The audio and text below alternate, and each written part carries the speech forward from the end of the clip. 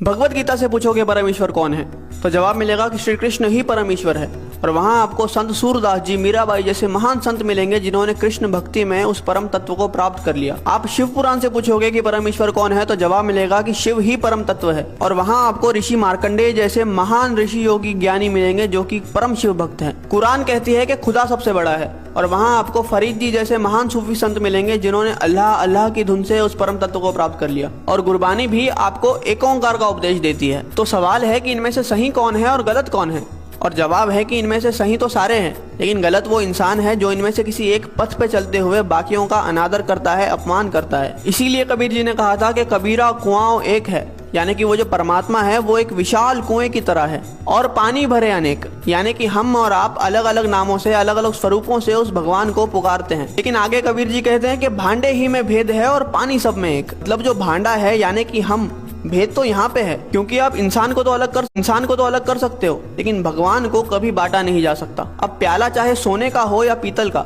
उसके अंदर जो पानी है वो तो अंत में प्यास ही बुझाएगा।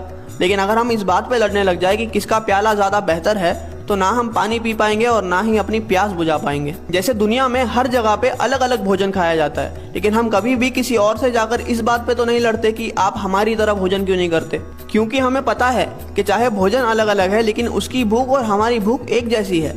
हो सकता है कि वो ब्रेड खाकर अपनी भूख मिटा रहा है और हम रोटी खाकर, लेकिन उसका असर जो हमारी बॉडी पे होगा वो एक जैसा ही होगा। इसलिए हमारी पेट की भूख तो मिट जाती है, लेकिन हमारी परमार्थ की भूख कभी मिट ही नहीं पाती। हम लड़ने में इतने बिजी है कि हमें खाने की, यानी कि उस भक्ति को अनुभव करने की फुर्सत ही नहीं है। कबीरा कुआं एक है और पानी भरे अनेक, भांडे ही में भेद है, पानी सब में एक।